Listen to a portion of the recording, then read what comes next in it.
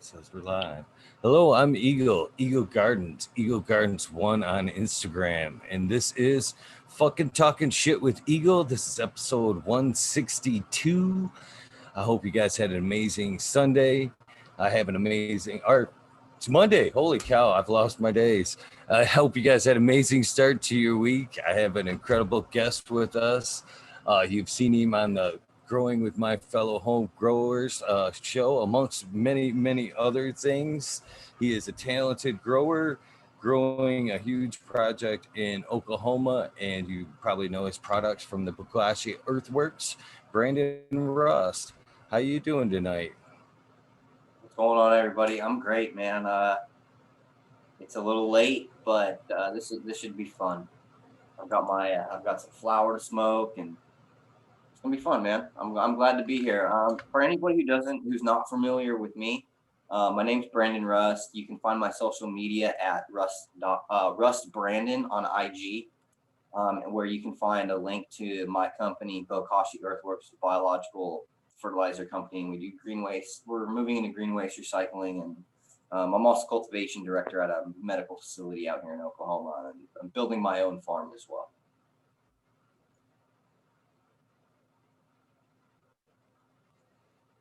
Sound like a super busy man, and all that, and dumping knowledge into the community quite frequently.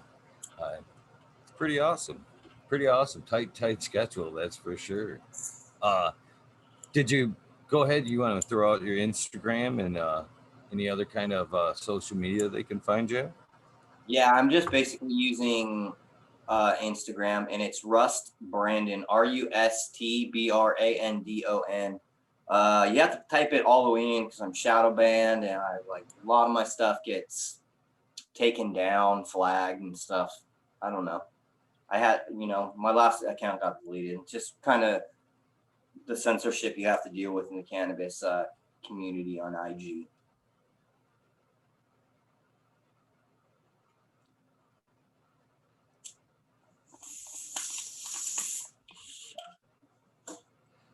It's terrible. It's not like either like you're dumping bad information out there or anything either. I mean, it's the censorship can be like random and unjust. That's for sure.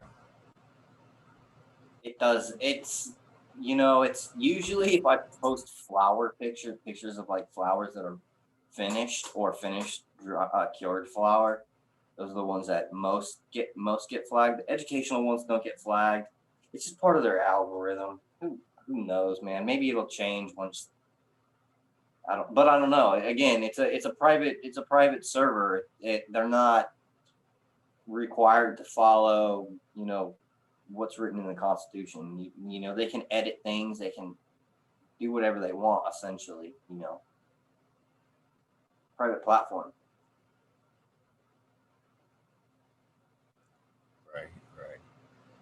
Right.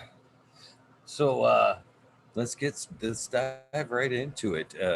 You're a very interesting character, very intelligent, and I, like myself, I'm very curious to know what got you started in all of this. To be honest with you, I've heard a little bit of your background on some of your other shows, but I'm interested in to hear it firsthand. When was your first experience with the cannabis plant, smoking or growing? Yeah, Whichever came first. I think it was the summer in between eighth and ninth grade. I had just moved. I was hanging out with new people and stuff. Um, I remember the first time I smoked. I smoked out of middle school. It was nighttime. The middle school was shut, and we smoked probably like 12 bowls out of a socket pen pipe on the swing set. And we were smoking the stuff that we called magical hay. And looking back, it was just like it was, somebody's dad, was growing some backyard boogie woogie, and he had a bunch of trim left over that, somebody got a hold of, a big bag of it, and gave it all out. And so a bunch of our friends had, sandwich bags full of trim. And it got us high. So it was weird though, because the first time I smoked a lot, and I just didn't feel anything.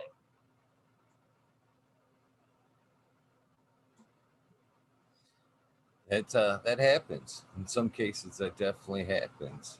So, I mean, when was the first time it actually got effect? I mean, took a when was the first time you actually got high? I think the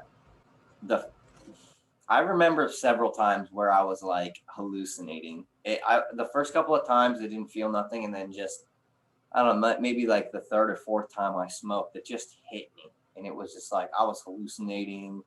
I was having the Homer effect, where you know how Homer Simpson he's saying, you can hear the things that he's saying in his head, right? So everything that I would be thinking, I was saying out loud, but I was not trying to say it. It was just coming out of my mouth, like from my brain with me out without me having the connection there.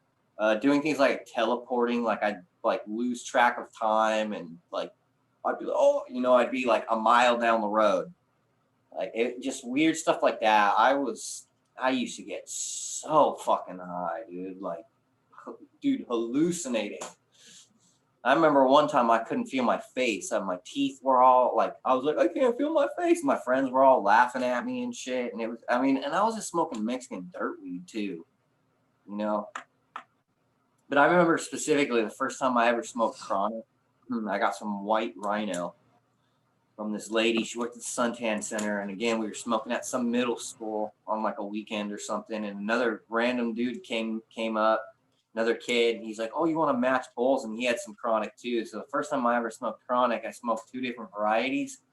And man, I was hallucinating so hard. I was teleporting. I felt like I was walking on a treadmill, and like those scenes that you see in like really cheesy movies where they're in a car and you can tell that they're not actually in a car. You can see like the screen moving by behind them. So that's like my reality was like that. That's how it felt. It was so weird having like a new consciousness, like seeing things differently. It was just a very, very interesting perspective. Man, to get back to those days. So, what do you think that the cannabis? I mean, why do you think that we get so high like that off the first time, and we're never necessarily able to get back there? I mean, even today, as we've smoked over the years and years, and the cannabis that we have access to is getting stronger. I mean, it's so hard to get back there. Even if I take a tolerance break, I don't think I could get back to uh, that. You know what I mean? I I mean, I think could definitely get back to a state where I could get a little bit more abbreviated quicker, but I don't think I could get to there again. I think that a lot of those varieties there was a lot more variance in the effect. I know that you know there's been such a drive to hit really high THC numbers, and typically what you would see is real high THC, high myrcene content in a lot of these varieties, and they usually have that really sedative effect. And you have that high myrcene, high THC content. And that's not really what I look for. I'd rather smoke something with, a THC percentage in the teens with really high terpene content. Specifically, my favorite being like the limonene, the pinene, and the linalool. But because they're more stimulating for me, and that's kind of like I'm busy. I have a lot of stuff to do, and I don't want to like drag ass.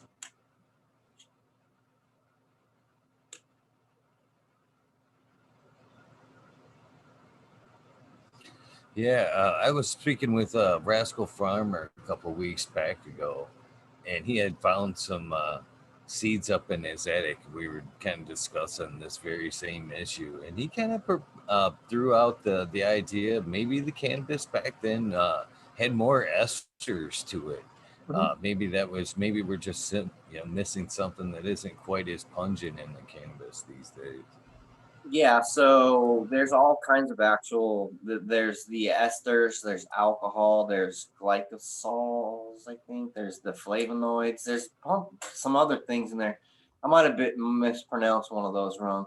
And I was actually okay. So I go down all kinds of rabbit holes when I'm like researching stuff, and I'll look at some. If I don't know something, and it's and I need to know it for it to be relevant in the context that something's being put into, I have to go and find out what that means as well. And so sometimes I end up researching stuff, and it goes in all different directions. And I was doing some research on I think I was doing some research on terpene synthesis caused by biotic and abiotic stress factors that are like induced. Induced to create, a greater biological effect within the plant. So I was doing some research, and I was going down some rabbit holes, and I found this article, and it had this graph, and it was showing the way that esters were how they were bonded and how they remain in place before without volatilizing, and it's because they were bonded by an amino acid peptide bond. And I started thinking about the different types of the amino acid nitrogen that I use, and all the different types of amino acids that are in the nitrogen source that I'm giving. And I know that a lot of these compounds are precursors, some of them being the precursors for some of the terpenes. And I'm wondering, to myself, if because of the fact that I'm using such a high amount of amino acids, and that's my only source of nitrogen for the plant. Like in my tests, I have no ammonium at all. It's the only nitrogen I have is the amino acid nitrogen. And I'm wondering if the ability for the plant to retain those esters and those alcohols through those amino peptide bonds might be affected by the use of those types of fertilizers. So that's one of the things that I'm, trying to find more information on right now.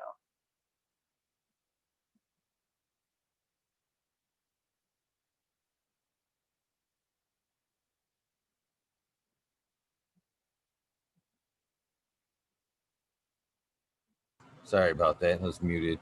Huh. Where do you find time to do all this research? I mean, like I said, between the shows, your garden, a full time, commercial grow, work, shows, it's got to be tough to do a lot of this research. I mean, either, I mean, how do you do it? How do you do it? I got rid of my television.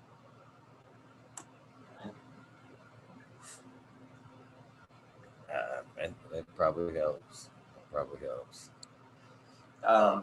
So I if I have idle time, I usually find myself filling that time with something that's going to be beneficial to myself, other than wasting it away on something that's unimportant, that's not going to help me or benefit me. Everything that I focus on is trying to build myself up to reach the goals that I have set for myself.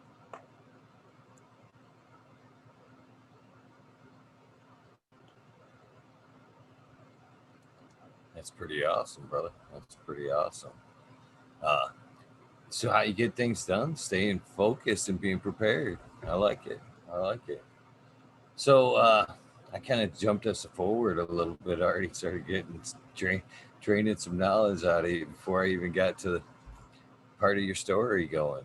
So after you discovered cannabis a little bit there, what part later on? When was it that you actually started to grow?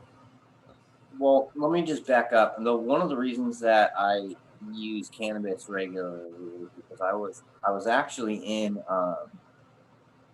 foster care for since I was a really young age, and I was put on medication because I went through a bunch of trauma in a really bad foster home. So went through a bunch of abuse, and I was later diagnosed. This is back in the 80s, mind you. I was diagnosed with PTSD, And then they also put me on all different types of medication. And back in the 80s, they were doing, there's all these new drugs that they're like, hey, we can medicating kids. So I was one of those like highly medicated 80s kids. And there was a lot of them. If you don't know that it was like a thing, there's a lot of kids on medication. Anyway, um, until I was about 14, I was on medication that made me feel like a fucking zombie. The last medication I remember I was taking to have me it was called Effexor. And I just felt like, I didn't have any feeling. I just felt like I was on autopilot. And I knew though, after the first time I had smoked weed, that it made me feel different, even though I didn't have that full blown like mental effect like I started to after a few, after consuming a little more. But after I started smoking cannabis, I stopped taking any of those medications. It was like almost immediate. It was like once I had a transition of like my state of conscious being able to be altered and see like, hey, I'm tired of people like gaslighting me and telling me that like there's something wrong with me just because the way that I think or view the world doesn't match. The way that I learn doesn't match. The way that I absorb and obtain information doesn't match like a standard. So to a lot of people, it was like a disability. And so they always wanted to treat that. And me smoking, being a teenager, I think having that rebellion, it kind of like gave me enough to just like be like, no, I'm not doing this anymore. Like, fuck you guys. And it kind of, I mean, it did cause problems because again, I was still in a place where there was constantly kids being rotated in and out, and there was, it was a mess to say the least. But cannabis really helped me in that aspect because it helped me develop a sense of self and a greater sense of perception and the ability to just, accept that I'm just, I do things a little bit different than what people typically wanted from me.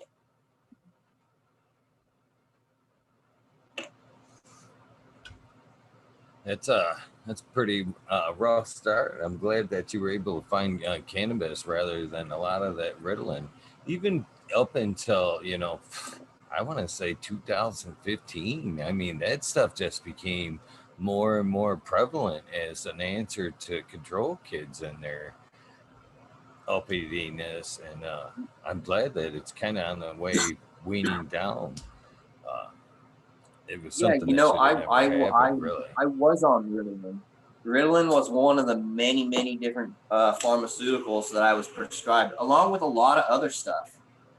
There's just a massive amount of drugs that they're willing to give kids, and it's fucking crazy. It's crazy. So anyway, fast forward, I started smoking probably when I was about 14, maybe just about like right before I turned 15, I think. And I still, my whole teenage years were all pretty rocky. I got kicked out of my adopted mother's house a lot, and by the time I was 17, I was gone already. I had a job, I had an apartment and stuff. I was fucking slinging weed back then too, slinging Mexican weed. And then when I turned 18, I my got a hold of my real mother, and she was strung out, and but she came and saw me the next day, and we built a relationship. I was figured out a lot about like who I was through my mom, and then she hooked me up with my dad, and my dad is doing a life sentence in prison, and he was like, hey, what's your situation? I started talking to him. I was like, yeah, I'm pretty much just running around. Like, I think at this time I was 18. I think I was homeless for a little bit because I had lost my job. And I was just running around, didn't really have any direction. And he's like, hey, my dad wrote me. He's like, hey, you should go back down to East County, San Diego, and go meet some of my friends. And so I ended up going down there, and I started meeting some of my dad's old friends, some of the people that are his younger homies are like my older homies. So they're 10 years younger than my dad, but they're 10 years older than me. So I ended up meeting a guy, and he started. I knew he grew weed for a living, but I did like a bunch of bullshit ass work. Like he's like, oh, I was like, let me work for you. I told him, I wanted to work and blah blah blah. He's like, yeah, I'll put you to work. And like, I never saw a weed plant or anything for months and months. It was me chopping 6-foot weeds out of his backyard and like just cleaning buckets. I didn't even know what the buckets were, yet. Cleaning rock, hydrotone rock. Before I even knew what it was, before I even stepped into a grow, I was just doing all the dirty work, and I did that for several months. And then finally, you know, him and his partner at the time, they fucking blindfolded me, put me in the back of a truck, drove me to one of their grow houses, and took the blindfold off of me with this door open, and it had 4 Thowies in this one room, mixed light, 2 Thowies, a HPS 2 Thowies, metal halide. They're 6-foot tall plants. They're huge, and I was just in awe.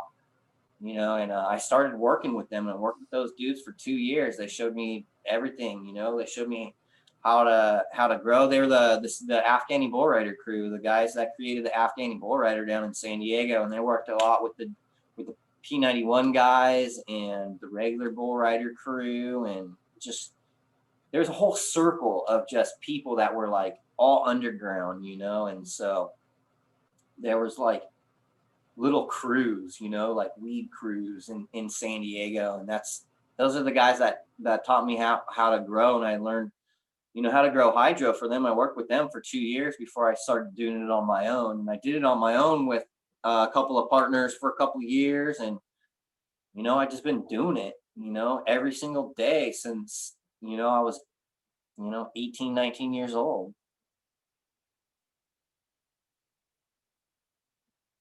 That's amazing. I can't imagine, being dropped off in a room like that. And, all right, here you go.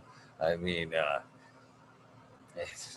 you said you were blown away, but I mean, I think that's be kind of an understatement there. I mean, so you got 4 lights going. What are you looking at? Maybe 40 plants in there, maybe at best. 36. There was 36. We were doing nine 2-gallon ebb and flow buckets per light. It was crazy because the reason why they took me over there was because I went over there to go cut open a galvanized steel conduit so they could steal electricity, which I later ended up going to prison for, like years later, probably like 5-6 years later. No, not that long. Probably like 4 years later, I went to prison on that. Holy shit! Yeah, wow. That sucks. So how long did you have to endure that? That sucks. I, Oh, it's a crazy story. That whole story is insane, bro. It would be like we could do a whole podcast just on the precursor to me doing my first prison term. It involves dirty cops. Uh, it involves a fucking pedophile. It involves dude. It's like the craziest, like the kind of shit that you just. It sounds made up, bro. It's fucking insane. I worked anyway though. I worked with the bull rider crew. I worked with these guys for years and years. Eventually I became partners with some of them, and yeah, that's pretty. we're just doing the most, just growing all kinds of weed, putting out all kinds of fucking good weed out on the streets. Back in the day.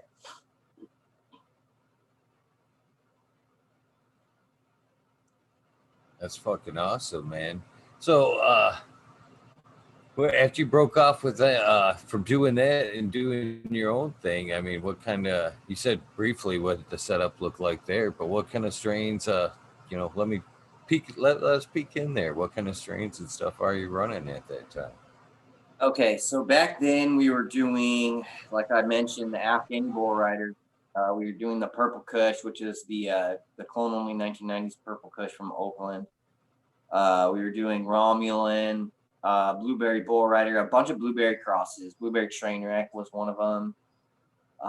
Sensi Star was popular back then. Sour OG, we ran a lot of Sour OG Kush. We had some other stuff too that was kind of exclusive down in San Diego, which was there was one called the Purple Piggy, which was I think it was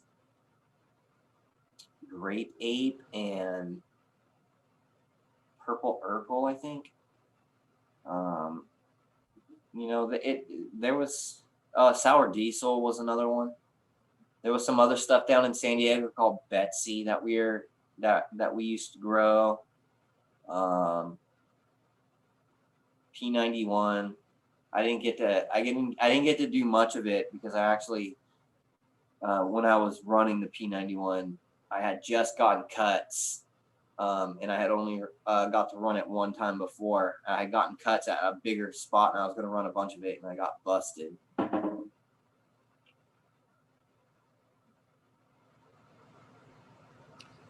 Man, you've got a lot more experience. I mean, I knew you had a lot of experience, but I didn't. I underestimated you, brother.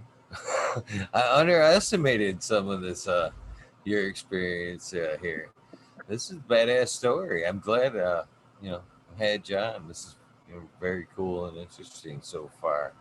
So at that point, uh,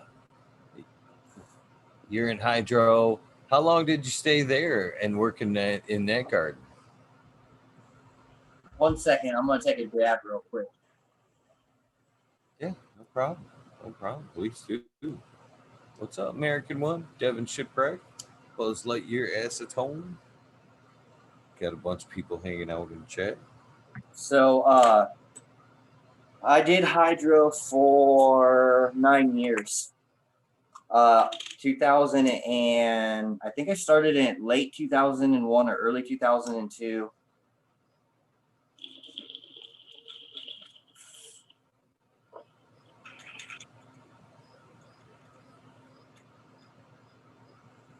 And then I switched out in 2011 to soil. But I was still running fertigation salts in soil. So I was still doing like the house and garden nutrient line, and I was running like Fox Farm.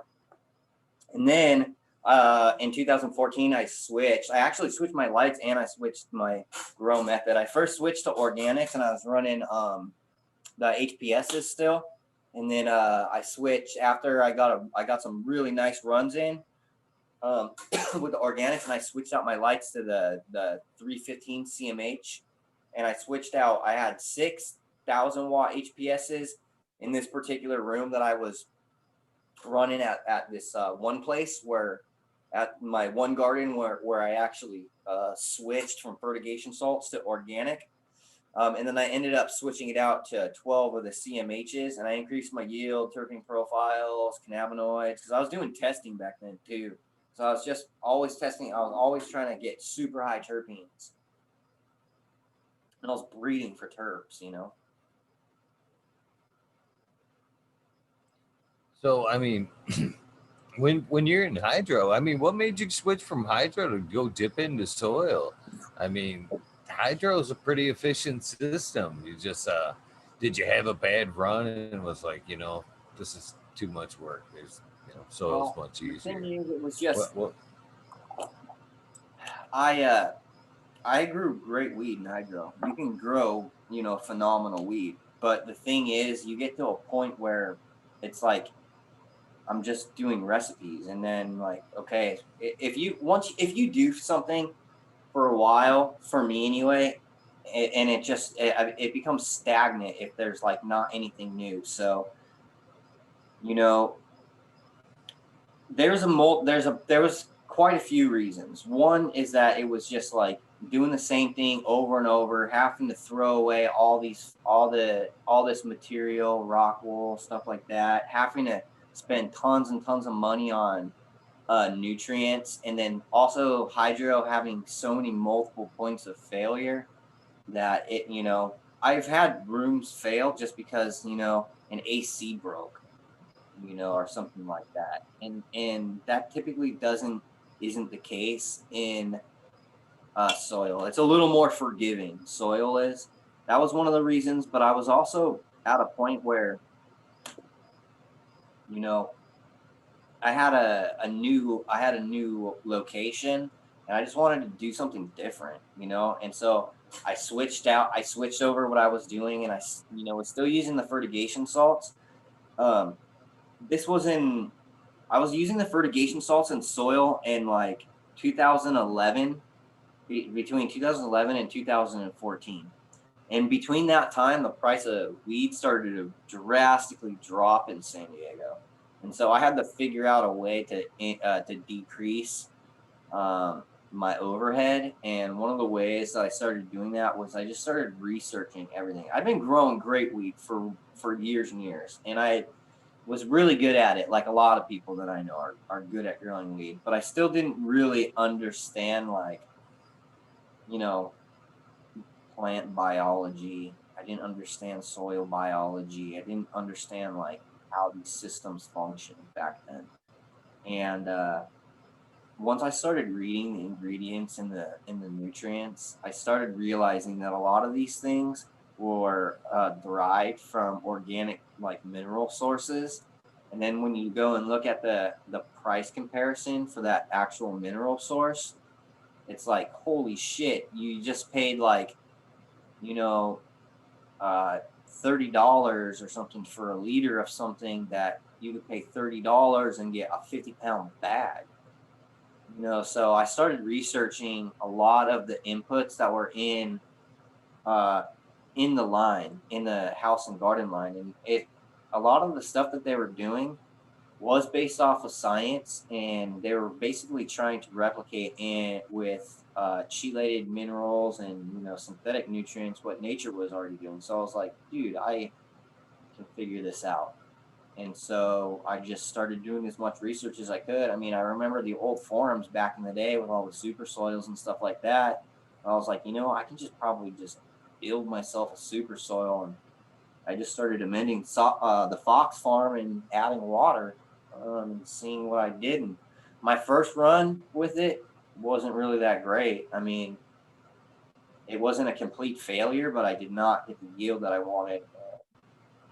And I had to go through a couple of recipes, but every single new recipe I did got better and better. And then, I've just consistently educated myself and gone deep into the science and understanding like systems as a whole, especially the microbiological component that drives these systems.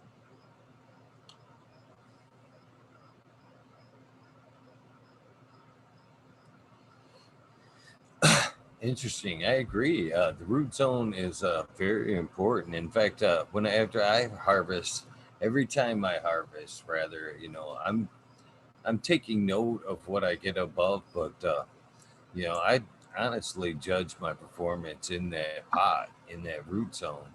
If I don't see a super healthy root zone, or if that pot isn't completely maxed out, I kind of consider it a fail. You know what I mean? I had much more work to be done there. Plant was much more capable of what I was producing. If I don't have that area of my grow max. Uh, I agree. I agree. Yeah, So I think that what happens is I was a lot of times just overdoing it, and you don't really need to go so hard and like try to push things so hard. You just need to have like a good balance, and it usually will good balance in your soil and protect your soil from pathogens and have good genetics, and it usually works out pretty well. It's not too complicated. I mean, it does. It gets It It's is though. super complex. It gets super complex. But in the actual doing part, uh, is like, you're using a little bit of mineral top dress, every, once a month or something like that to add a little bit more of what the plant's gonna need. And and then maintaining a good pruning regimen, getting airflow in there, making sure you don't have a bunch of trash at the bottoms of your plants.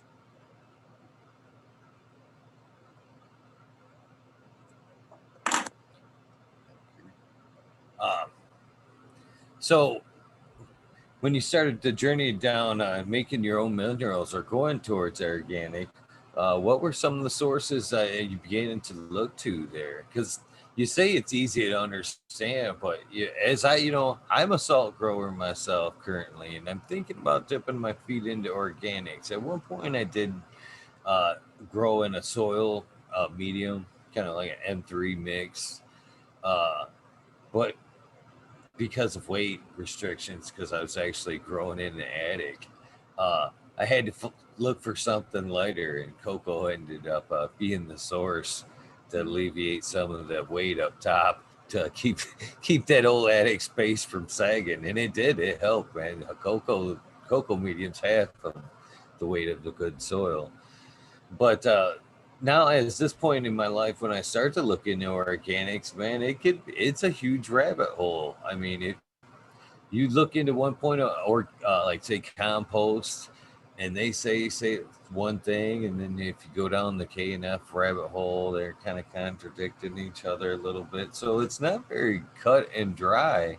So what were some of the sources in the early on that you took you to where you're at? I actually started as soon as I started organic. I was in the PFA, Probiotic Farmers Alliance. That was started by Alan Atkinson, who owned the Grow Kashi, which is another Bokashi company. He's the one that kind of brought like awareness to probiotic farming in America because of his background in the dairy industry, and I think doing some type of bioremediation using the different types of lactic acid bacteria. Uh, so that's where I kind of started. I got a lot of information from there. I learned a lot from like the Rev has a book. Um, there's a lot of different people who have a lot of different information, and I just kind of took a lot from there in the beginning because I didn't know where to look. And then I discovered how to look for what I'm wanting to find. And I think that's might be an issue that people actually have, is trying to find the right information on what they're looking for. Because it can be difficult, because a lot of people who are obviously going to grow cannabis are probably going to look at a book about cultivating cannabis, right? And a lot of the answers that I found for the things that I needed to understand are not going to be found in cannabis books or cannabis magazines. In fact, they're going to be found in scientific research articles and peer-reviewed papers. And being able to find those resources that are credible is huge when you're trying to figure out the modes and functions of how these things work.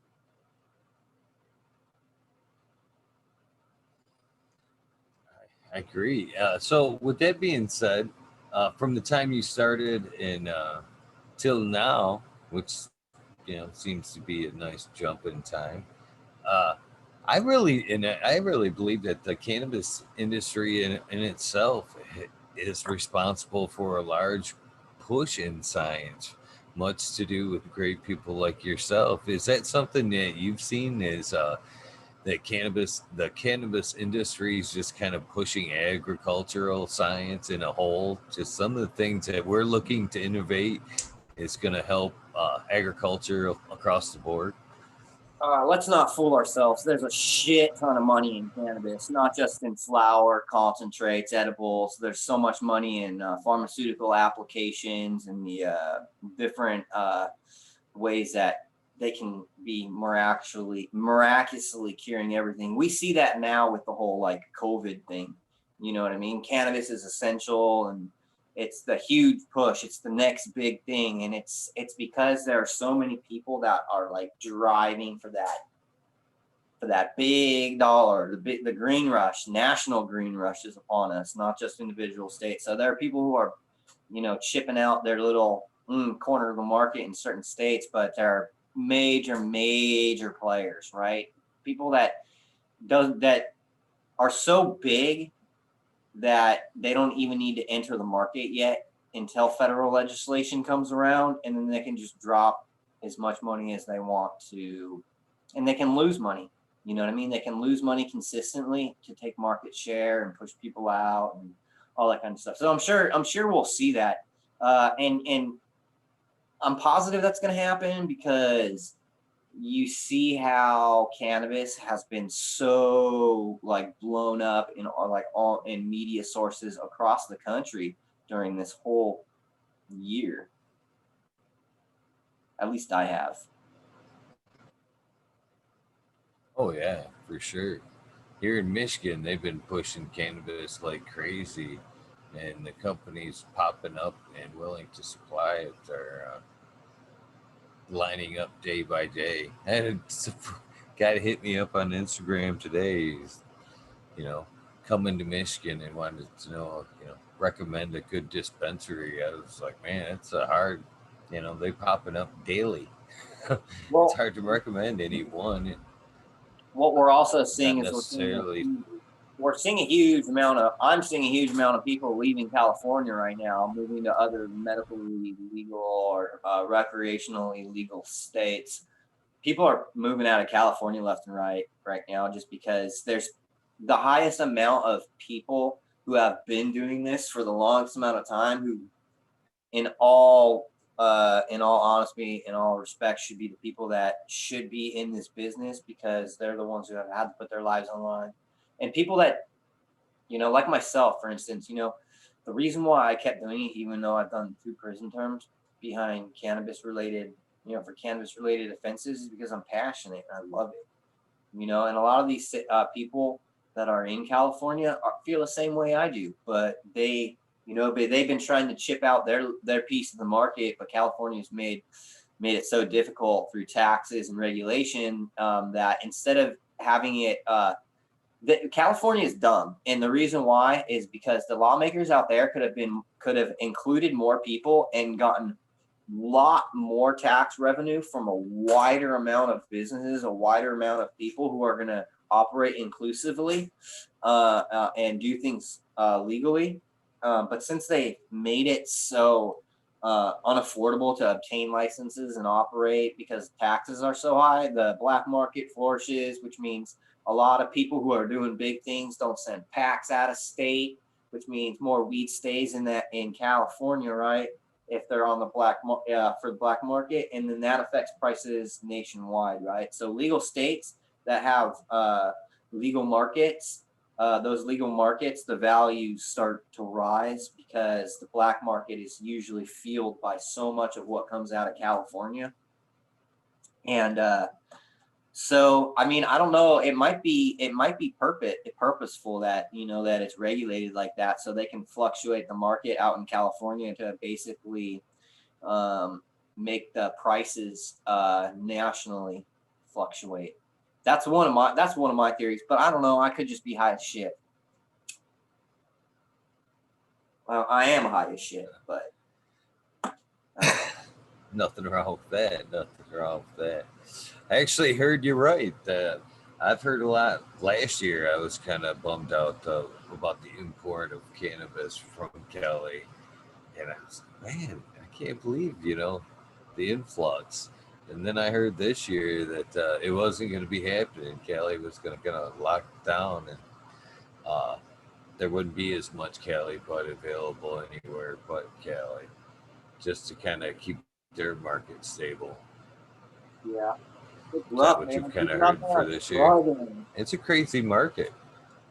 Dude, I mean, I've had homies that have like licenses that are like, dude, we just can't afford it, and they just keep operating because they have no other fucking choice because they have to feed their fucking families. It's like I'm so grateful to be in Oklahoma because they've written their laws well here, and I hope it stays the same, so people can keep operating. It's not overtaxed, the licensing isn't too expensive, so you can the people in Oklahoma can make a living here. Yeah, it's nice when the states first open up the cannabis industry, like here in Michigan. I mean, it's not a bad environment here in Michigan currently, but as the recreational market progresses, it's going to get tighter and tighter, just like it happened in Washington, Oregon, California, and everywhere else. Uh, you learn to miss those days in the beginning. Can't help but wonder, like, how short-lived that period will become as we march forward. You know what I mean? And states like Oklahoma already have a model to follow. Uh, Yeah, and you you know what the think it will strangest be up? thing is? The strangest thing is that like they're building a model to follow, and they've had like the least amount of like cannabis experience, right? There's a lot of new businesses here that are just familiarizing themselves on cultivation practices, building SOPs, building cannabis business models, and making these things functional and operational. It's one of the things that I came out here to do for the company that I'm contracted with, and it's like you have to be able to read the market. You have to be able to kind of stay ahead of the different trends and stuff. And I try to create community awareness, right? Community awareness. I try to be transparent in like what I do for my cultivation. I try to educate people so people can say, hey, like, this is what we got going on. Like, if you guys are interested in this, this is where you guys can find this stuff at, and just kind of putting yourself out there, having exposure, not being afraid to allow people see your work and give people information. I'm not afraid to tell people, hey, this is how I'm doing things. Right. Well, that's the way it should be. I mean, learning should be an open source book. I mean, if somebody has a good idea that inspires somebody else to have a great idea, I mean, you know, that's what it's all about. I mean, that's how we're all going to move forward in a quick manner. Um, And the thing is, I'm curious. I want people to be successful in the cultivation style that I'm doing, because it's less expensive as far as the overhead goes, but also because it's when you start doing things this way, I think you come to like a better understanding and awareness, right? Like, oh, hey, yeah, maybe we should kind of change the way that we're doing things. And if we can, change the way people think about something, I think that's the driving factor behind change. Is like you have to be able to create that awareness first, before we can uh, push that, push the ideology and say, hey, look, we need to spread awareness like that. We need to do things differently because we can't maintain, um, healthy a healthy planet, let alone healthy bodies and healthy minds, healthy spirits. It starts with the smallest things that drive all biological systems, and that's going to be, those little machines in the soil that are cycling nutrients and creating organic acids and, you know, creating life. I can't help but wonder. Uh, California to Oklahoma. That's quite an environment change. In my eyes, even here in Michigan, uh, I could see how Cali developed a good cannabis industry growing style and everything like that. You guys, they had the environment and place to do it, I guess. But as it gets more legal, like say in Oklahoma, there where it's like the breadbasket farming, that's like where that's what they do. You know what I'm saying? Even Michigan, we have our thing, but we're not known for farming. I mean, how long do you think before, like, say, Oklahoma catches on and realizes that, this is something that could benefit us all, and we They need to be know. doing this, and they could do it on a large scale. I mean, do you see that coming as like a large scale? There's already people doing large scale. They're doing greenhouse, outdoor. So there's a huge economy market here. There's just like anywhere else.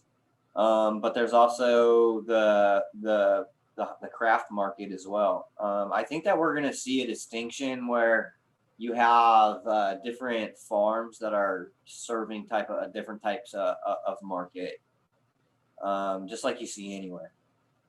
Um, I also believe that Oklahoma has the potential to be a kind of a central hub. There's a lot of states around us. Texas is right below us. There's 20 million people in Texas.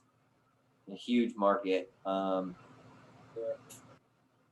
If it's done properly and it's not overly taxed, and it remains inclusive and it remains a tangible thing to be able to start a business as an entrepreneur, I think that we have great potential to become a hub distribution for when federal legislation opens up, both for imported cannabis from places like California and Colorado, and also for exported from things that are cultivated in the state that are going out to other locations that may not be as developed, or may not, be able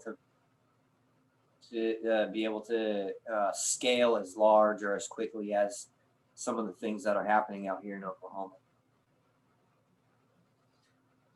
So, I mean, well, that's what I'm getting at. I understand it's there and it's already on a large scale, but like I said, that's farming country there. So you guys would have the opportunity to go both ways: a large scale hemp, and a large scale, cannabis market. Do you Well, see one leaning more to the here's other? the thing. Because you can have a vertical integrated farm where you can do processing, you can do cultivation, you can do you can even have a dispensary. You could basically integrate everything out here. And so like what we're going to be doing, what I'm setting up here with my farm, where it's going to owner operator between me and three other people. We have 40 acres, and it's about 30, I think 32 of them are usable. We're starting off with two 90-foot long by 35-foot wide, fully automated, environmentally controlled mixed light deprivation greenhouses. We also have 10 acres on the lower section of the property, which is already laid down with fert lines, 10 that we can run outdoors for processing because we have a processing license. So what we can essentially do in our plan is that we're going to run auto flowers early in the season on those 10 acres, probably put them on 2 foot, maybe 2.5 foot center, and just run autos in probably like 50 or 60 gallon pots or whatever, a decent sized pot, and be able hopefully get, two harvests, because the weather out here is a little bit sporadic.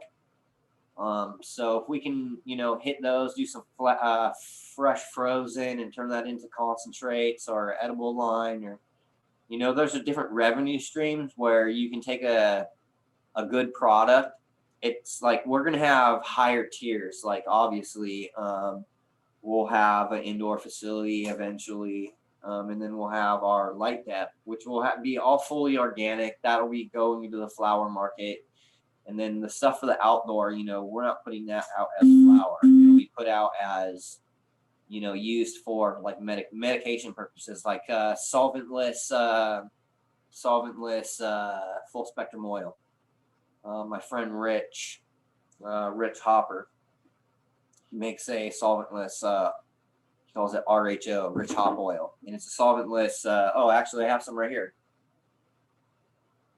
and it's full spectrum. It's just like the fika oil or the RSO, and but solventless. So there's different things that you can do, and when you have vertical integration, it makes life easier because you can have multiple business models within your company. You can distribute and sell clones, having a nursery license. You can do an edible line. You could do a concentrate line. You could do, you do your flower lines. So it's just the capacity to be able to produce multiple products in house really, really helps. That's badass, brother. That's badass. That's a chunk. That's a chunk of life right there. You're biting off, man. That's a man. You're spreading yourself thin, but man, it's definitely worth it. It's easier when it's a passion project. You know what I mean? It's something you love. It's easier to wake up running. That's Well, for sure. there's me and another, someone who I would consider a professional cannabis cultivator. He has more experience than I do. I was like, I gotta get you in on this. You know what I mean? Like, let's do this together. So um, that and the fact that it's not just going to be us. Eventually, team building is huge. You have to have you have to be able to build a team of people who are both. So, Go ahead. oh no, go ahead, finish out because I was gonna kind of rewind you a little bit. I mean, You got okay. Well, you have to have a good uh, team, right? You have to have people that can do sales and marketing, and build. Remember people's names and be able to contact those people regularly, and have like build friendships with those business owners, so that way you can include them when you're doing drops and say, hey, all that stuff. And then you need to have people that can handle stuff, the workload, so that way you can allocate tasks to the people that are best suited for those jobs.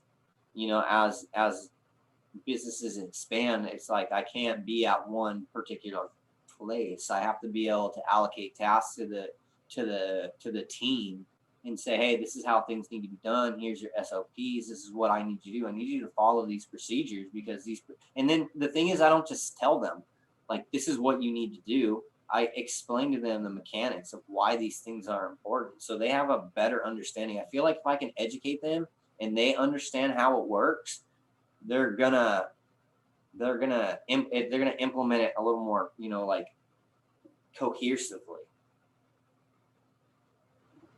I agree. I agree. That's yeah.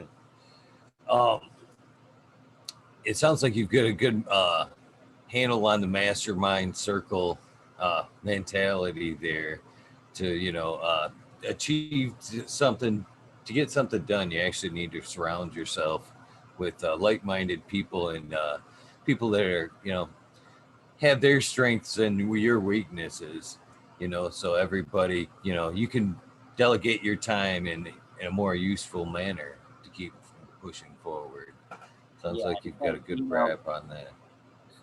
my time is not going to be best utilized trimming leaves. You know what I mean? It's just there's things that you have to let other people do, and you have to build teams that are trustworthy, that are reliable, that are and passionate. Passion is huge, dude. If you're not about this plant and then you don't care, you're kind of putting bad vibes, man, and it spreads. That spreads to the other people, and we don't. You want people that are like excited to do what they're doing. I mean, I love what I do, even if I'm in there pruning, no matter what I'm doing, taking clones. I mean, I'm happy to do it because I could be in fucking prison still, or I could be hanging fucking drywall, or I could be fucking pumping concrete, or building fucking pools, or like doing a lot of shit that I've had to do that ain't fun. Hard fucking work, and most of the time you're getting fucking underpaid for it. So I'm happy to I be doing agree. what I do. I agree with that wholeheartedly. But broke in there. We got a little bit of ahead of ourselves. Before you got to Oklahoma, I believe you started the Bokashi adventure there. So you wanna, walk us in and tell us how that got rolling. You briefly started down that road, but we squirreled a little bit. Uh, Yeah. So, interestingly enough, I was on the run because I got in 2015. I was like, no, yeah, it was 2014 or no, yeah, 2015. I think it was. I got popped for making concentrates. Another fucking long, crazy fucking story.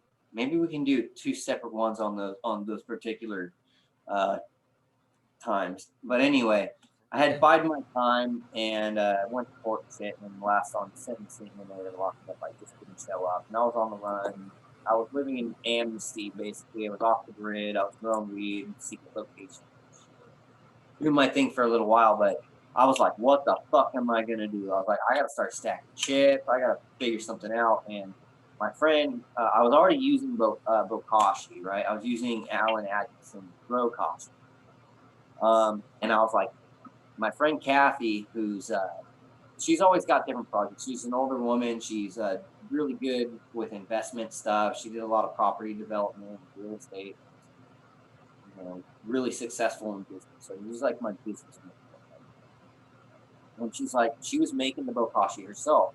And she's like, oh, I'm gonna start selling this online or something, And I started like, I was like, oh yeah, you know what? I'm using this, and I was like, I'll start making it with you. And we basically started a business together while I was kind of on the run and also with my other partner. We all just kind of put in $300, got some wheat bran and some amendments, and started getting some EM1 and fermented it, and just started selling it to people that needed it, and at the local hydro store down the street from us. And then I ended up getting caught up in U.S. Marshals Fugitive Task Force finally hunted me down after like I don't know 15 months of being on the run. And I ended up going to fucking jail, and I had like 25 grand saved up, put away, and I had started the Bokashi thing, but I ended up having to do this fucking like 18-month prison term in fucking county jail nonetheless, which is fucked up. Look, county jail sucks, man. It's worse than prison because you don't get any state amenities. At least when you go to the pen, you get commissary, you can get shoes, you can get like you can get contact visits, there's more amenities. There's programs in there, fucking whatever. I've been to prison. I went to a fucking Donovan back in the day, and then a fucking camp and shit. And it's like it's all right, but when you're in jail, you have to do a prison term basically in county jail in California now. Like basically the state was like, we're not locking up violent offenders, but then the local sheriff's department's like, oh well, we'll take them and we'll house them in jail. So the sheriff's department gets paid the income that the state would normally allocate for that inmate's welfare for the time of housing, and then the sheriff department makes a shitload of money. So they just opened up a bunch of new jails and shit just to house local prisoners that would normally have just been let free. Drug offenders, people that are selling fucking, nickel bag, dime bags of dope, or, people that are homeless, that are constant violators. And they just keep the system perpetuated. Anyway, I had to do this fucking prison term in fucking county jail. And I was like fed the fuck up, dude. I was just so fucking tired. And, I've actually been studying the occult since I was about 13 or 14 years old. I, spent a lot of time in the library reading books. And for some of my tattoos, you can probably tell, right? So, right. My shirt, shit. Anyway, I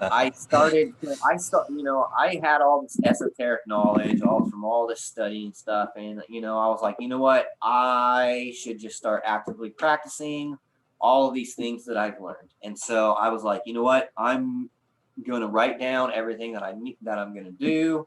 I'm going to put it on paper. I'm going to think of every way possible to do it. I'm going to make it a reality. And I started just focusing all my intent, using my willpower, and to get past a point where I no longer doubted myself, right? If I say I'm gonna do something, I'm gonna fucking do it, right? Bottom fucking line.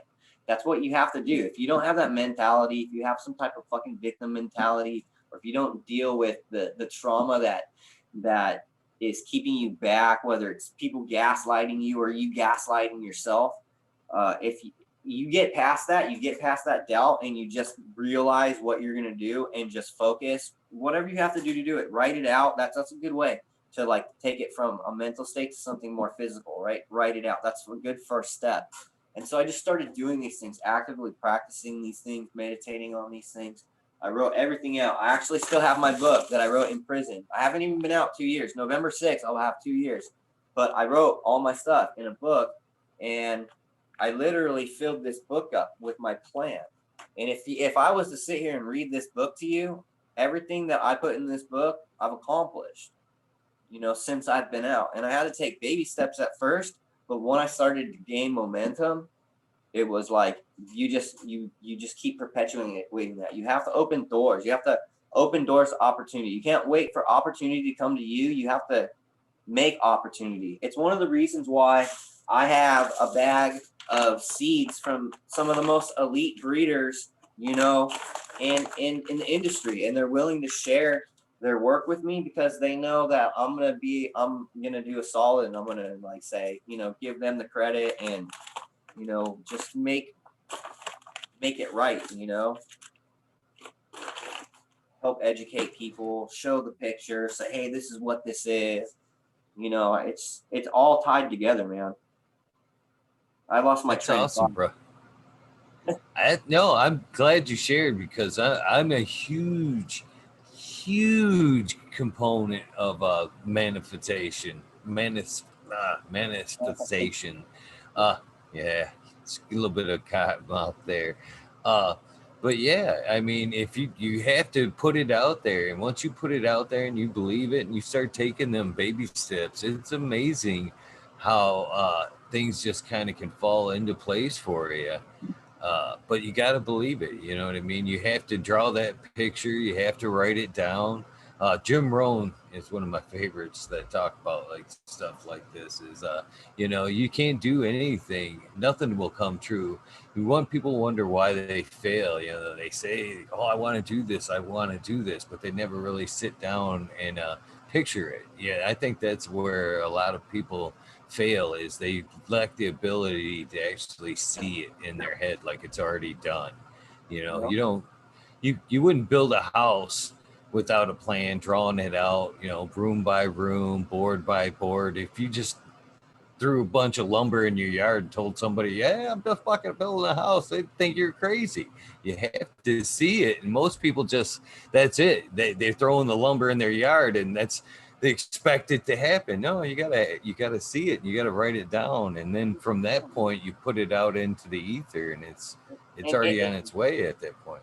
You know what? Here's a good example: is like a rocket ship, right? There was a time where people would thought that was impossible. The idea of it was so foreign to them, but the people that had those ideas that said, "Oh, this could be possible," and the people that delved even deeper down that rabbit hole of an idea and said, "These are the components that we could use to probably make this thing work."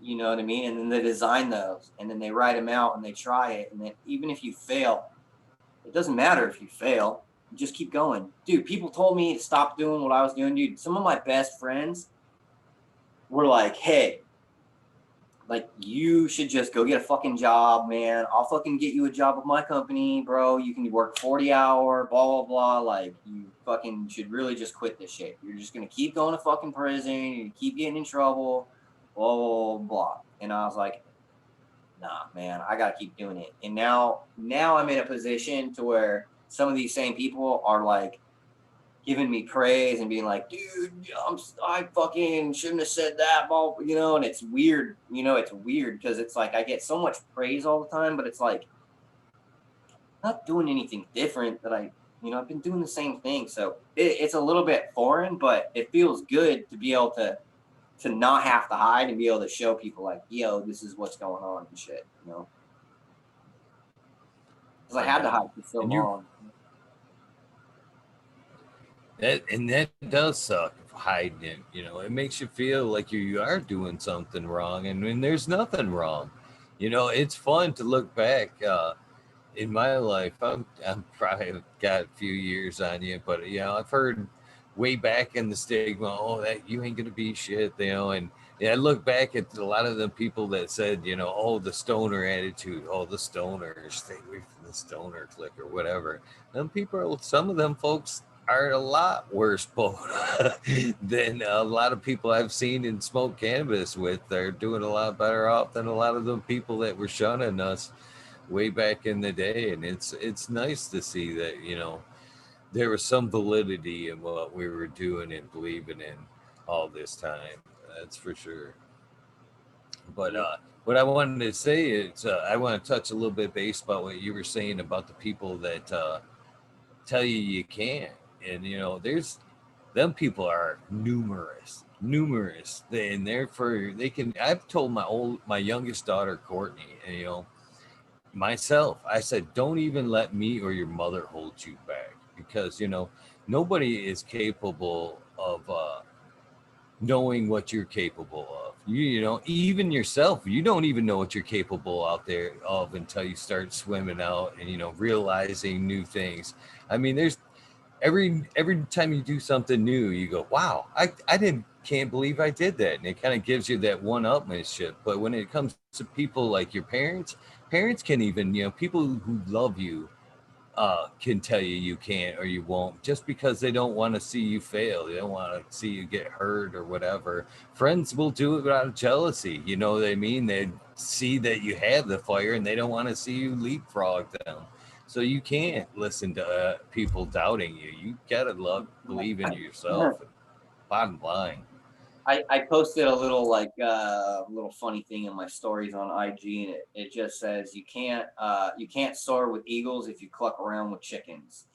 And if you got people around you that are telling you can't do something, then you should probably not be around those people. And unfortunately, a lot of the people that are saying these things to you are probably friends and family. And so one of the things is that like only associate with the people that really truly want to see you like do good and are rooting for you. You know, those are the people that are going to build you up. You know, they're going to, you know, if something goes wrong, they'll say, "Oh, get back on that horse." If you're hanging out with those other people, they're going to just that are the opposite. They're going to say, "Oh, I told you so," make you feel worse about the situation. You know what I mean? I mean, and I'm not just talking about failures. I'm talking about like, you know, people getting raided and shit. You know, like I know some people that, you know, have been raided and they, you know, they have to start all over, but they fucking say, "Fuck it, I'm gonna do it. I'm gonna start it over." You know, it's that kind of attitude. Instead of saying, "Oh, I'm not gonna do this anymore." You know, I think it's a lot that the people that were able to do that and the people that continue to do that, I think they it'll benefit in the long run. I mean, they just got to keep keep on. Federal legislation is going to open up, and it's going to offer a of a ton of jobs everywhere in all different parts of the state. And you know, I think people are right now are kind of wanting to get a little further away. I know I did, and I'm really liking it out here in Oklahoma. I know that you said that a lot of people have said, "Oh, that must have been a culture shock going from California to Oklahoma," and it really hasn't been. People here are all awesome. I mean, I haven't met any, you know, terrible people. They're all friendly. It seems like here in Oklahoma, there's less restrictions on your rights, which is really nice. Um, it's When I say culture shock, I mean more of a like slower paced lifestyle, not as rush. That's what I would assume. Just a little bit I mean, slower. things are a little more spread out, you know. I guess it's a little more slow. You can't catch a Uber on a Sunday morning, that's for sure.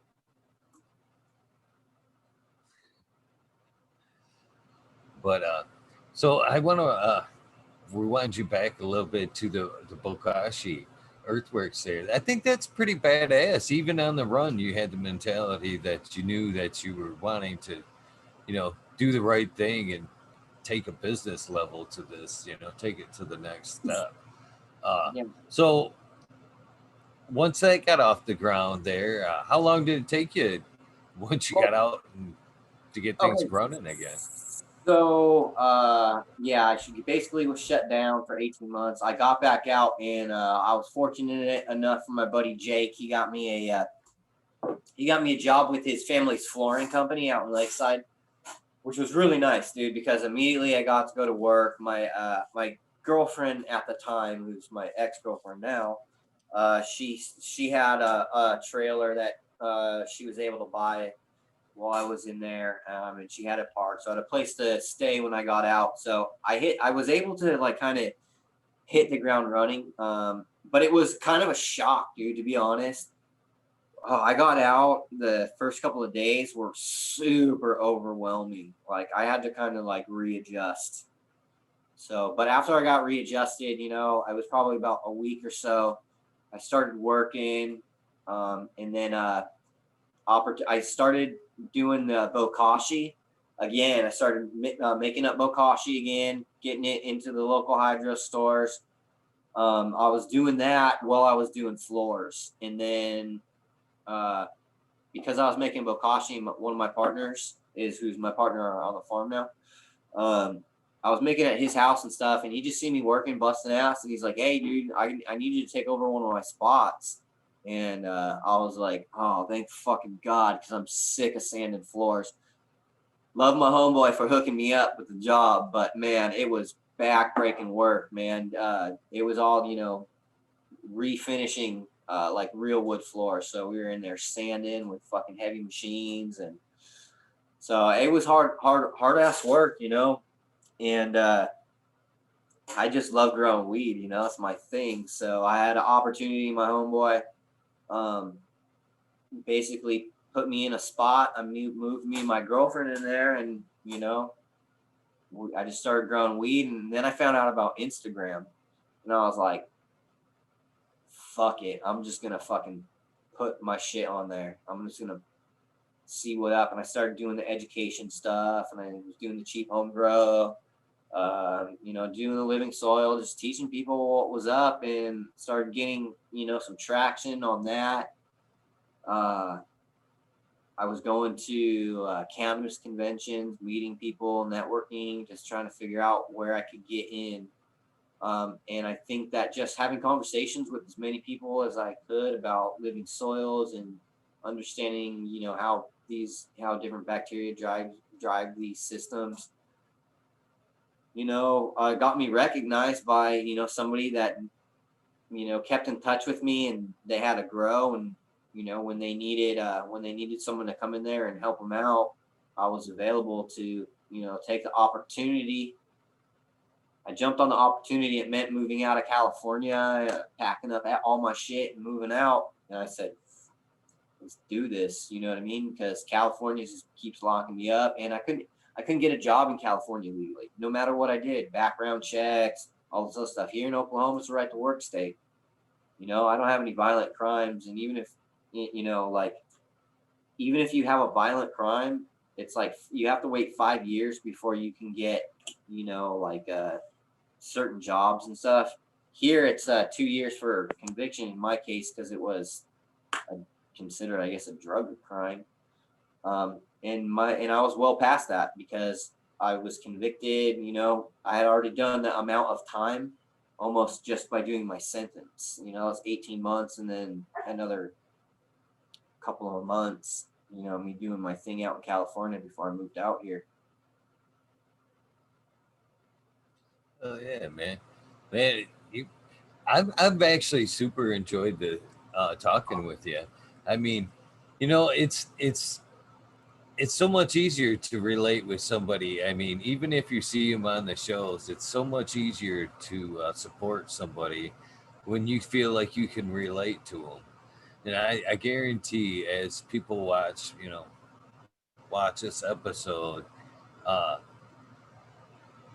I think you'll see more of a response, because what I've found out of this is, like, just what I'm saying is, people want to support, and people flock around people who they're like, you know what I'm saying? Especially when I'm like buying a product, like, say, Picasso Earthworks, your products there. If I'm shopping across the board, would I want to buy from, you know, uh, a large company, or somebody that's like me, trying to, put themselves out there and, make a better product, make themselves a better person. So I think that's awesome, bro. It's interesting, the things that I provide are the things that I have found to be most beneficial for the style of biodynamic cultivation that I do. And it's like I'm offering the stuff that I use. Um, and then I'm also trying to teach people how to make their own. There's gonna be a lot of stuff, like I'm gonna be making videos to how to make your own bokashi.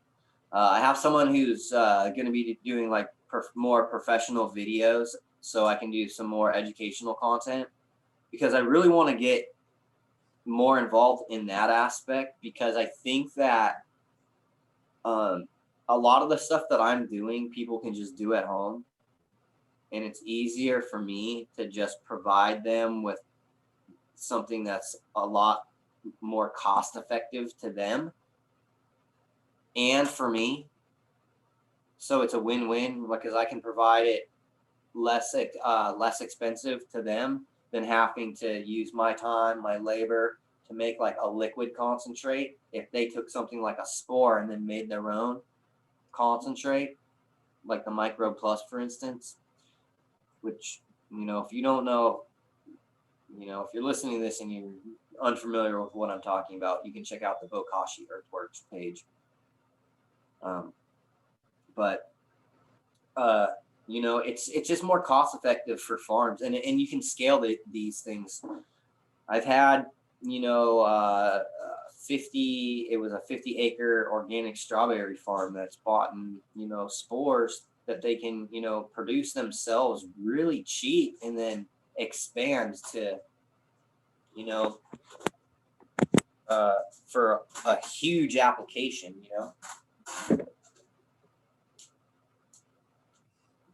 Ginger Snap says she's using your products in Canada. She wishes they were more available up there. Chat. My dog does not want to go outside. It's storming. He's like trying to go to the bathroom. It's terrible. Get a bird too, don't you? From watching the Cheap Home Growth show. Yeah, dude, he's asleep right now. He's actually right over there in his cage. But he's asleep. And the birds are really cool. They have an incredible lifespan. What's the lifespan on the birds you have there? He'd probably be a lifer, huh? Yeah, he'll probably outlive me. He's 20 now, and he probably got another 60, maybe 70 years left. Wow, that's incredible. How long have you had him? 4 years. Nice. That's badass. The real terror. He really is. I mean, he goes after people. He flexes on people constantly. But do you love him? I mean, is he a terror in a bad way? I mean, he's a handful. He's a good bird. He just, eventually I'll have a big aviary for him, so he can have an enclosed space that's environmentally controlled and big, open. And you just really enjoy that. He's just not he's just really not into being social. A lot of times he just likes to be left alone, forage or play by himself. That's when he's most content. right on. Yeah, you never know what he's actually kind of been through the first 16. You know what I mean? It's that I actually come across a lot of working with them type of birds. I was a tree surgeon for a few years, many years, and I had a bilateral hernia surgery. They took me out of commission for a short time. And the company I was working for, oddly enough, uh, sold birds. And rather than, kind of give me a bunch of time off, it was like soon as I was able to get up on my feet, it was like, okay, you can spend some time working in the birdhouse. So, I spent some time, dealing with cockatoos and stuff like that. And, you know, great birds, but man, I never got comfortable around them. Just knowing that at any point, man, they could just lob off a finger. I mean, them beaks are strong, man. They're they can be a temperamental animal. That's for sure. Either they like you or they don't. That is very true. Well, I guess back to the Bokashi Earthworks. I started doing that immediately after, and then I brought it out here. I structured the company because nobody was really interested, the other partners. So I was like, I'll take over everything. I started an actual corporation out here in Oklahoma. I'm working on a website, and then once I get the website, I'm gonna get all the labels all legit and hopefully I'm gonna try to get them certified CDFA, certified for California. And it's kind of difficult to do, but I'm gonna work my hardest. I'm gonna do all the relabeling, get like CFU counts for all the products, for the different bacteria and stuff that are in there. I've got a lot to do with that, and it's just kind of a slow process because I have all these other things that I'm like, it's like, so much going on right now that I'm trying to get the right team built for like the Bokashi stuff. And I've got some people that are helping me, and we're gonna get it all together. We're just waiting on the integration for the shipping and taxes. So I have to have like a package from the post office mailed to me, and then I have to put in different account numbers, and so they can build like a business ID and stuff like that. So we're just waiting on I'm just waiting on some information in the mail, and then I'll be able to finish up my website, and it'll be a lot more easier to provide different products. So, did you move into a good market? I mean, did you take a business into a budding state? I never even thought about that aspect of it right there. I mean, were you walking somewhat into a gold mine like that? Here's the thing: if I wasn't already, if so much of my time wasn't already spent, at the facility that I currently cultivate at, what would what I would probably be doing is just freelance consulting, which I'm going to be doing here shortly in just a couple of months. I'm waiting on some paperwork for Earthworks Agriculture, which is my consulting company, and I'm going to restructure like when I'm working for a company, like the company I currently work for. I'm going to restructure my contract under the LLC that are providing the services, and then I can, for it's all for taxes and like the way businesses are structured. So I'm going to be doing that, and then I'm going to be offering, other consulting services to other people. So that way I can kind of spread knowledge and information on organic cultivation, and decreasing your overhead by using natural inputs, by minimizing the amount of inputs that you actually need through doing things like soil auditing, doing the soil testing and saturated paste testing, be able to kind of determine and identify what you need to add, how much of what you need to add to make it so you essentially are just adding water to your soil, or inoculating. Like I inoculate my soil with the Microbe Plus from my company. I do it once a week, and it's just, you can't go wrong because it just helps cycle nutrients. It helps, solubilize phosphorus. It releases a lot of lactic acid bacteria and other organic acids. They also produce a lot of those bacteria in there, produce secondary metabolites that are like target selective antibodies, which will kill off different types of bacteria and fungi that are uh, detrimental to the plant or the soil system. So it just has a lot of benefits. I use that mostly just water biocontrols. I inoculate aminos, foliar and stuff like that. There's just so much. There's so much you can do to maximize the your yield and your quality, and by just using like really simple, cost-effective methods. I like the tip that you had dealt out the other day about aerating your tanks there. I, when I seen that you suggest that, I had about a month ago seen it was a garden in California that was talking about exactly what you were saying there, but I don't think they had realized the aeration part of it. Uh, what they were talking about when there was basically like what you were talking about. If you're not aerating, when you as you water, you'll come down to a heavy sediment at the end Yeah, there and just kind of dump everything out at the end. What they were doing out, agitating is what you mean, because you want to agitate it, right? The water needs you to be know, constantly moving because a lot of things are heavier than water. what they were doing out there in their gardens is well, for one, they weren't agitating. Uh, they uh, they were just every time they watered, they were following the same. It was the same thing that you were discussing here.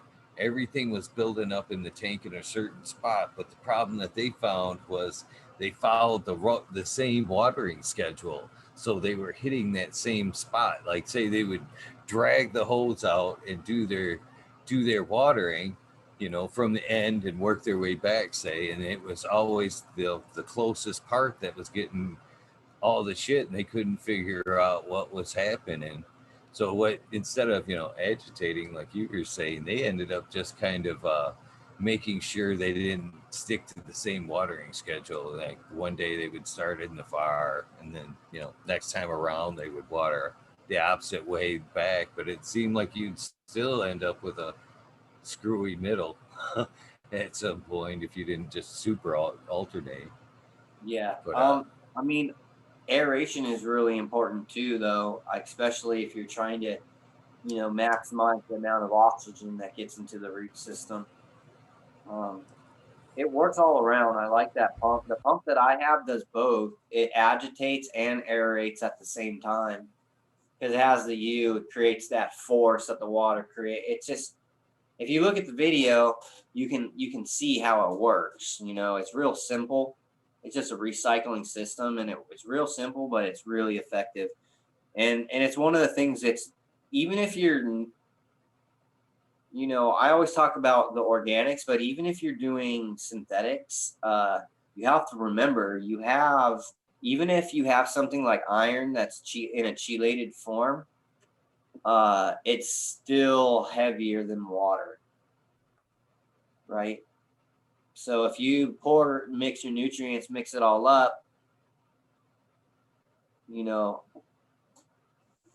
I still recommend that you mix that stuff up, and keep things agitated. Well, because you want consistency, you want a consistent coverage, and I have to do that, right? If you don't do that with with biocontrols, like especially in an organic system, like if you're using the standard name of nematodes, Blueberry bassiana, Trichoderma, Bacillus subtilis, any of the types of bacteria that you might use to control any types of pathogens, or any type of entomopathogenic fungi that are used as a biocontrol agent, you have to have complete coverage over the whole surface, or the surface soil area, or the whole media, right? Whatever you're covering. And you have to do that like completely with your water, but you also have to make sure that your water is completely, covered as well, right? And that's why I'm doing that, because I'm trying to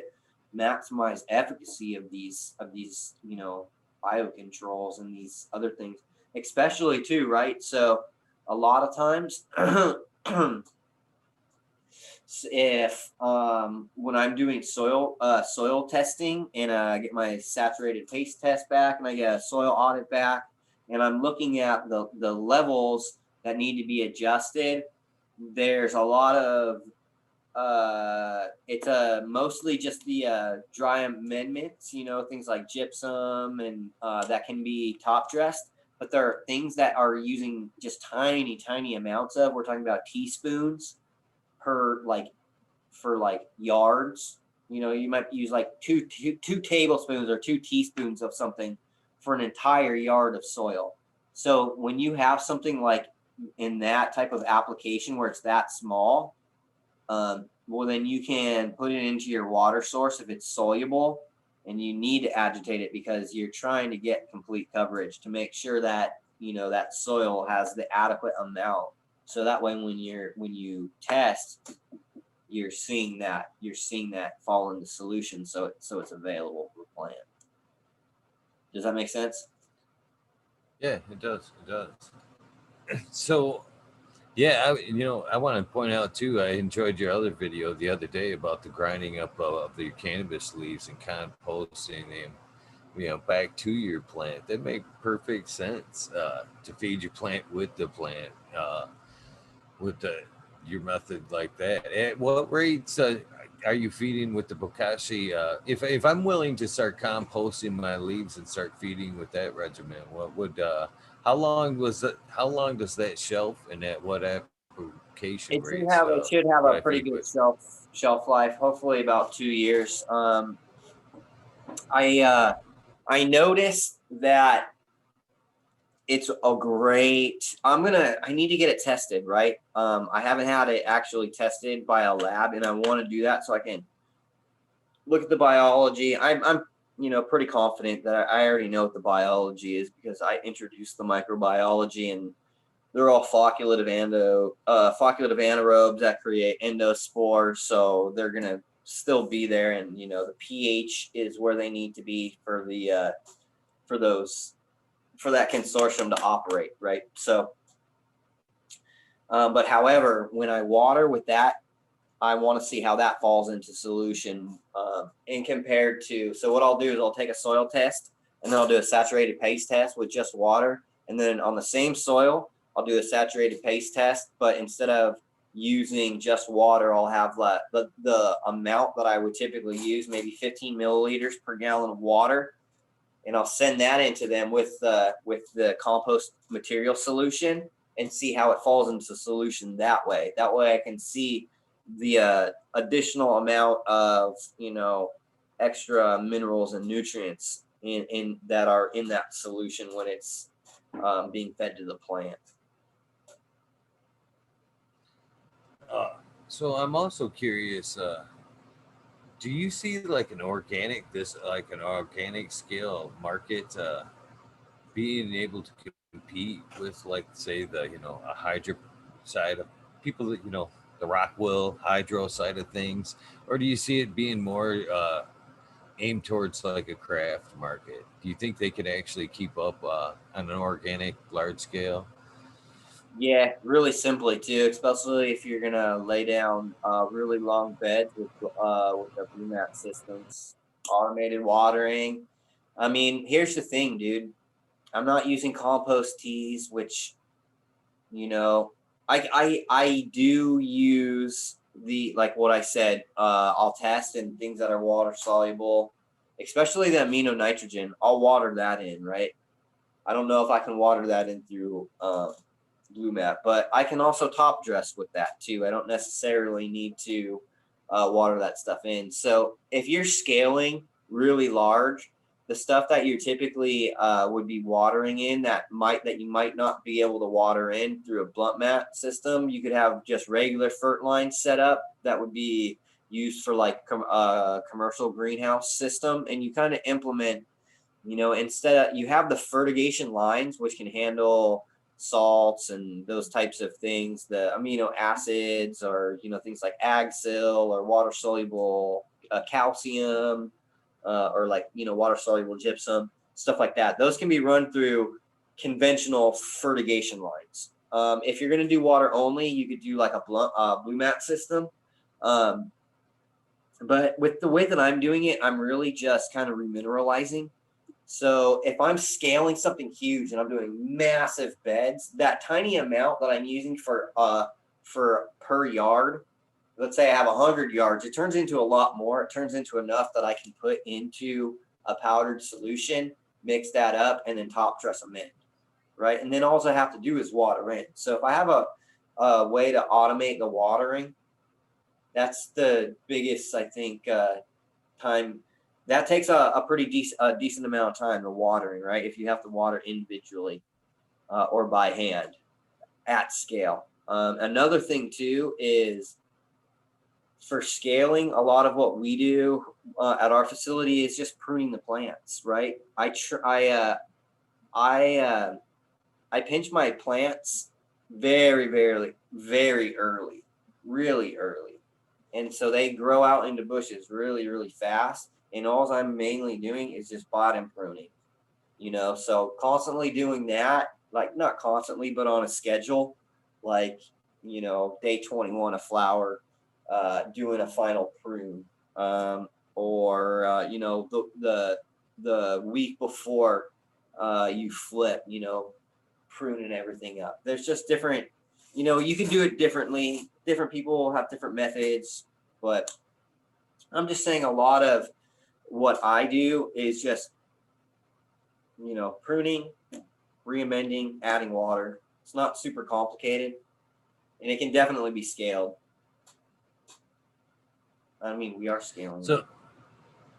So when you say pinching, are we talking about like giving her a little snap in between notes there, just a little? No, I'm talking about like when a plant is like really young, maybe about I don't know, like that, a clone. I'll pinch off the little top node, just the tiniest little top node at the very tip, just to promote all the side branching immediately. It's the best method for me because then I don't have to mess with anything. If you look at so if you go on my Instagram and go look at like the photos of my beds, those are 16 feet long by 5 feet wide beds. Okay, and there's 12 plants on each one. You can see how the canopies are all like even, and it's because all those things are all really bushy. And the way they got like that, it was because just I pinched really early, and then I just kind of go and pick up all the crap off the insides, right? So it's just promoting outward growth all around. That's like, most of what we're doing is just, trying to make the plants healthy, happy, making sure they have what they need by testing soil. I want to pick your thoughts on this. I've been working on a little bit of a different system like that because I've been growing now for a while, and for one, lately I found a lot of positive reaction in snapping. Just like I said, like a little bit of super cropping all the time, uh, all through veg, flower, just a little snap in between nodes, and especially when I'm trying to train in veg instead of uh, you know, actually bending her and giving her a 90. You know what I mean? When I fold her over gently, I've been kind of like just every quarter inch, giving her a pinch, pinch, pinch, pinch, pinch, and then more making like a gentle Yeah, 90 bending it for over her to blend. all over the Yeah. place. So this is what I noticed when when I switched over to the full spectrum lighting back in 2014. I switched over to the CMH, and my veg plants immediately responded with closer nodal spacing, and they didn't stretch as much either. So one of the things that I've seen is the combination of the way that I'm training. I believe it's the combination of the way that I'm training with the full spectrum lighting. That blue, I think, just keeps everything nice and stout. That, and also I do use, potassium silicate, the Agsil 16. It works amazing. It just beefs everything up pretty good. And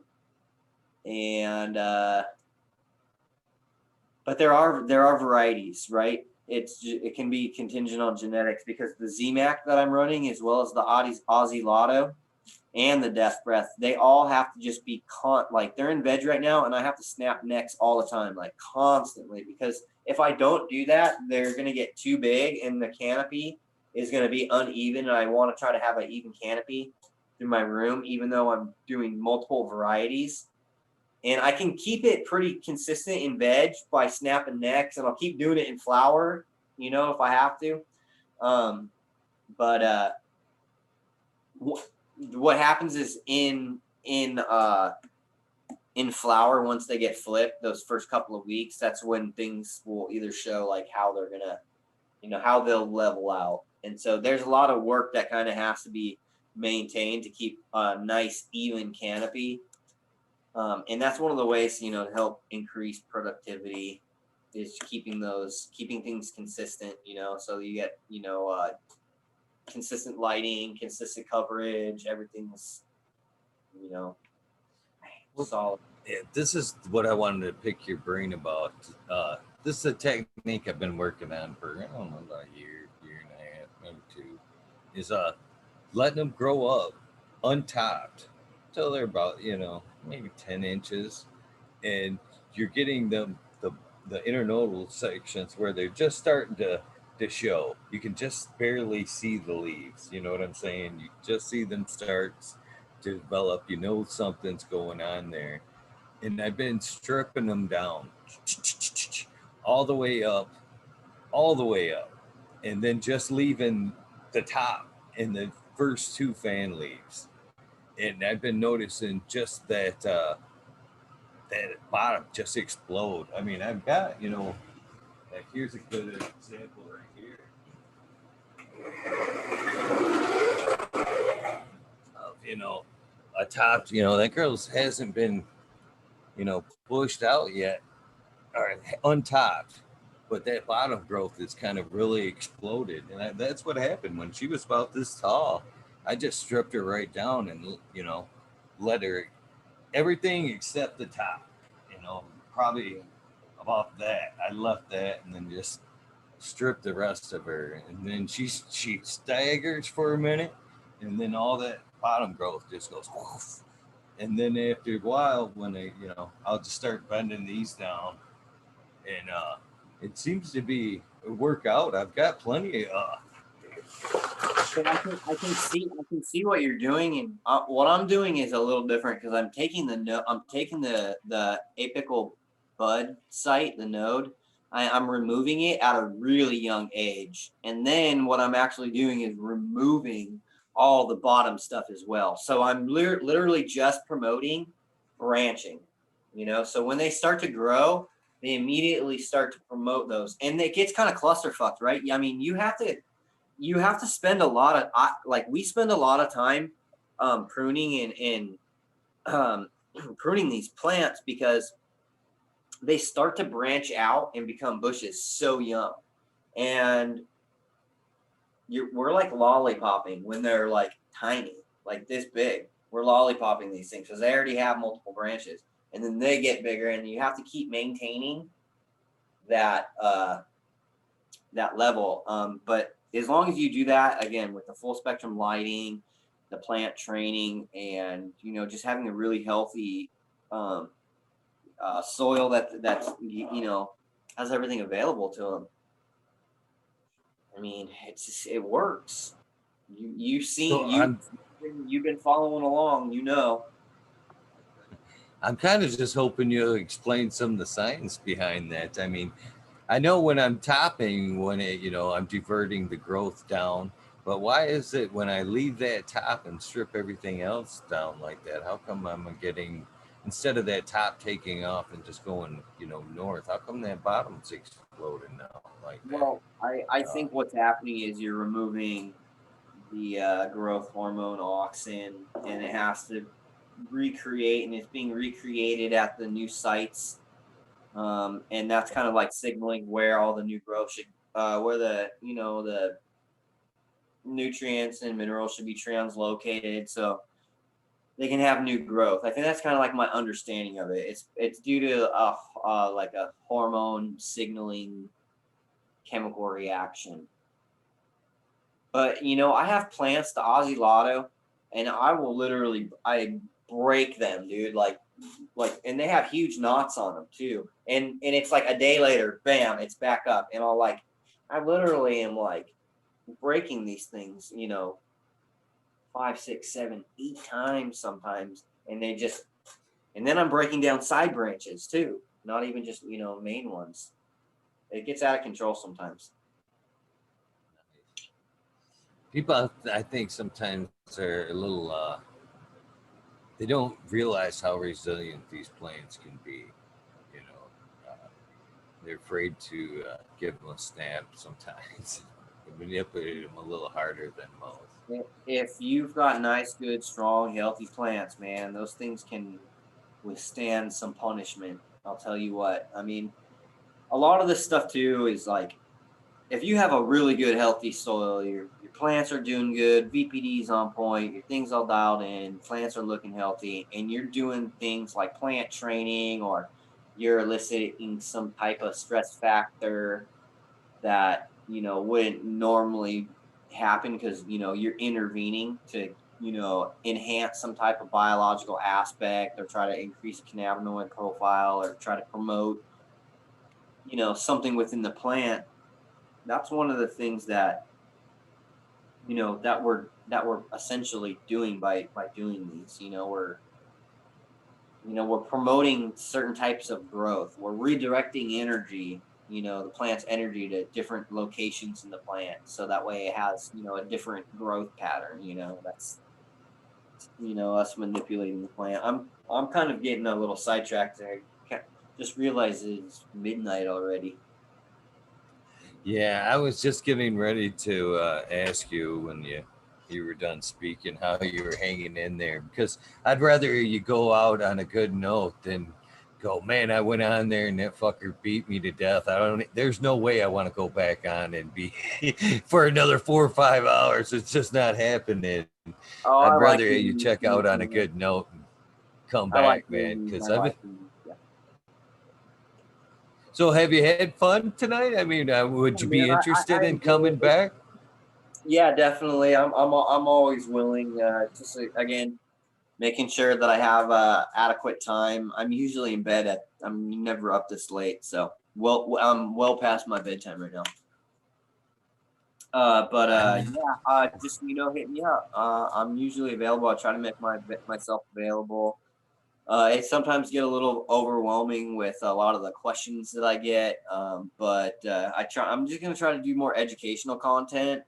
Um, and I hope that can be like more insightful if I just take the time to just make the videos and then people can kind of you know go on like like for Instagram and stuff or like the other podcast shows. People asking questions on there is good because we have the live stuff, and then when I do like a post or something, people can kind of engage. And there's a lot of people that have a lot of different experience with things, so you can kind of sift through all the different types of information that's there that's being made available. So I kind of like those platforms. I like doing stuff like this. It just allows me to um, you know talk about the things that I'm interested in, the style of cultivation that I do, and you know tell people, hey, that this can be done. Um, from a I appreciate it too, and I want to hear more. I hope you do put more videos out there. I was saying, I think it was just Saturday night when we were talking about you and Mr. MJ Coco having you guys on. That you got, these panel shows are fucking great. They're nice to hear multi-point views on a subject, but this is coming from like my end, okay, like the chat version, okay. uh we sit here and we see, like, say you go on a nice tangent and you go, man, this fucker's laying it down, and then somebody jumps in, you know what I mean, and it kind of, it it can could be so much better. offset the energy and the flow of kind of what was going on.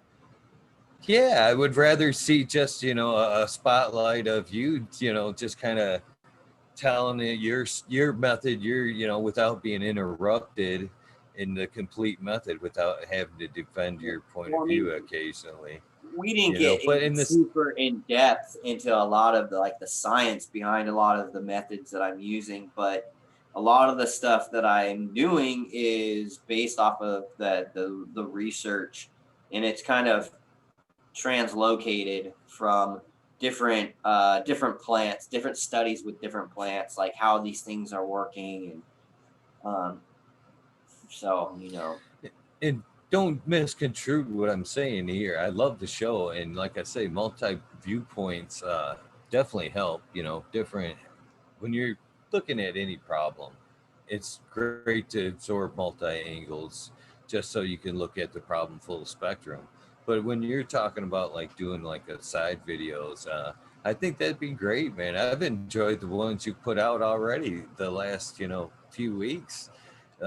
It's they can be so more. That's all I'm saying is they can be so much more informative without input. You can take time. You there's going to be a fully. lot more information coming to you from my company because we're going to be able to dial in exactly the microbial consortiums, let people know how much is in there. So again, one there's so much, but again, I'm tired, and I will be talking again soon, I'm sure, and I appreciate you having me here, man. Oh, anytime. It's a bummer that you check out so late because these Zoom numbers are always the same, and every guest that comes on and does the show, I offer this to. There's a late. This goes from 11:30 to 4:20 every morning, and even though like you're checking out now, the show will still go on. I'll stop it and then reload it and still hang out, but that opens it up to prior guests. So like a panel show or hangout like you're talking about, and it's like whoever past guest wants to jump on. I know it's past your time slot, but if you're ever up, can't sleep, and you see the rabbit holes on, that's pretty much what it's called is the rabbit hole. It's fucking talking shit, but the rabbit hole. That's basically when everybody's in on it. You're more than welcome to jump in just to say hi or talk about whatever, hang out. Greatly appreciated if you find time. After hearing your schedule, I feel guilty for all the time I've already got tonight, man. You're spreading yourself pretty damn thin, brother. Pretty I'm getting damn it, man. thin. I'm getting it, man. But I appreciate you, man. I'll talk to you soon. Can I get one last thing from you? One last thing. That's it. It's I do a sound bite here, and that's just like an old school fucking artist on the radio type thing. So basically, what I'm asking from you, I'll just lay it out there for you. Hey, this is Brandon Russ, and I'm on fucking talking shit with Eagle, episode 161, and anything you want to throw on there or don't throw on there. But this is just going to be like your commercial for this episode, if you will. All right. You want me to say it now? Yes, sir. All right. This is Brendan Russ, and I'm fucking talking shit with Eagle Gardens. Thank you, my friend. Man, I can't thank you enough for your time, and I'm looking forward to whenever you can find time to come back and tell the rest of those stories because they sound They're fascinating. crazy. They're crazy, dude. They're insane. So I'll talk to you guys. Thanks to everybody for tuning in. Thank you, my friend. Get some rest. I'm sure you got a busy day tomorrow. Well, that was tonight's episode with Brandon Rust. Uh, Very cool guy, man. Much more to him than I thought there would be. Not taking away anything from him, but wow, what an amazing guy, and what a story ahead. If you guys aren't following him, you need to check him out.